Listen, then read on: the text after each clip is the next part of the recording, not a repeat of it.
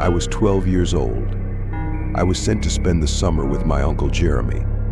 I was a troubled child, and my family thought that if I spent a summer with my uncle, known for his strict discipline, I might change. But by the end of that summer, instead of dealing with childhood mistakes, I would be facing a completely different kind of problem. My uncle lived deep in the forests of Montana, in a cabin far from the city, surrounded by nature. He wasn't just an ordinary mountain man. The farther he got from the city and people, the more distant his mind became. In the stories my family told, he was always described as cold and terrifying, but when I first met him at the cabin door, there was an odd sense of politeness about him. As soon as he opened the door, he covered my mouth with one hand and whispered, "No names allowed here." I was dragged inside before I could understand what was happening. No names? What kind of nonsense is this, I thought, as the door shut behind me and a strange sense of unease settled in. My uncle was watching out the window, peering deep into the woods, as an owl's call echoed, as if expecting something to emerge at any moment. "There are two rules here," he said, still not taking his eyes off the window. "No names, and don't pay attention to anything you hear, no matter what." A strange fear stirred inside me, but at the same time, the idea of defying my uncle's rules intrigued me. If I break a few rules, I'll get to go back home, I thought, so I was eager to break them. That night, as I lay in bed, I listened to the sounds outside. Everything was eerily silent, as if the world had forgotten to breathe, until I heard that strange, faint scratching sound from the wall, from outside. At first, I thought it was a mouse or a small animal, but the sound grew stronger. Then, the scratching was replaced by a bone-chilling rasping, and then a deep-voiced maharcasis.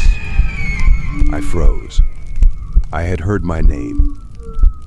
In this godforsaken place, where no one knew me, someone or something knew my name. At that moment, I realized what my uncle's warning had meant, but it was too late. I didn't even dare to breathe. I looked at the window and saw something slowly pulling the curtain aside. It had long, thin fingers, nothing like a human hand. "Uncle Jeremy," I shouted. Suddenly, the door to the room burst open. My uncle stormed in with his rifle, his eyes scanning every corner of the room in panic. When his gaze fell on the window, he rushed over and yanked the curtain closed. Then he turned to me with a furious look in his eyes. "You broke the first rule," he yelled. "Your name reached its ears. Now it's after us. You've signed the deal." He was talking about something I didn't fully understand at the time, but by then the noises outside had stopped. I was paralyzed with fear, but when I saw the terror in my uncle's eyes, I realized that the real horror had only just begun. The next morning, my uncle and I examined the scratches outside the cabin. There was a strange symbol carved into the wall, 3 sharp lines within a circle. Underneath it, 2 names were written, Jeremy and Marcus. A chill ran down my spine. My uncle chuckled softly, his laugh teetering on the edge of madness. "It'll come back tonight." The day passed in silence, but when night fell, everything changed. The scratching began at the door, shadows crawled up the walls, and animals shrieked as if they had gone mad. When everything went quiet again, a voice came from the other side of the door. It was my voice. "Jeremy, Jeremy." Jeremy, then my uncle's voice, "Marcus, open the door." My uncle turned to me, trembling. "No matter what, don't open it," he said. Then he approached the door, gripping his rifle tightly. When he cracked it open, he paused for just a second and whispered a single word. "Damn it, they're here." As soon as the door opened, raspy voices echoed from the darkness. We gripped our rifles tightly, leaning on each other for support. "Are you ready?" I whispered. Uncle Jeremy was focused on a monster with glowing eyes in the dark. "They've returned," he said, his voice shaking. "Once they hear your name, they never stop." Strange creatures began to appear at the door. Their long, thin bodies and glowing red eyes slowly emerged from the darkness. On either side, figures with twisted necks lined up. Each of them let out a terrifying sound from their gaping mouths. Marcus's one rasped, the sound ringing in my ears. My uncle stood behind me with lifeless eyes, watching my back. Our first rule was to ignore them. But now we have to fight, he said, raising his rifle to his shoulder. We know what they are. These creatures from hell need to be stopped. One of the creatures slowly bent forward, lunging toward the ground. My uncle immediately pulled the trigger, and the sound of the shot echoed through the air. The creature was shot in the head and fell back, but the others kept coming. "Hurry up, Marcus," he shouted. "More will come soon."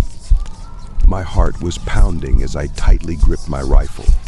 "We're going to try something we haven't done before," I said. "Let's try talking to them before shooting. Maybe we can scare them off."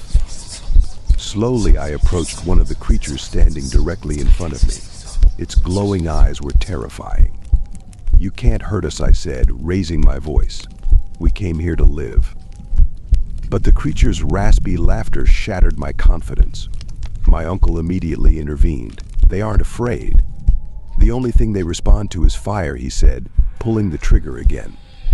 The other creatures started to retreat as my uncle aimed his gun, but they had not truly been scared away. "We need to ask them what they want," I said, but my uncle preferred to be cautious and not waste bullets. "It's all right tonight. We'll learn all their names and survive this," he said. As the creatures' screams echoed through the dark forest, my uncle and I were determined to fight back. Supporting each other, we stood our ground at the cabin's door. I felt a surge of courage, but also fear. As long as they hear our names, they won't stop, I thought. But in that moment, I realized that the key to survival lay in this battle. As the darkness grew even deeper, my uncle and I prepared to face more creatures. "Get ready, Marcus. We have to stop them," he shouted. We tightened our grip on our rifles and charged toward the monsters. The fight had begun.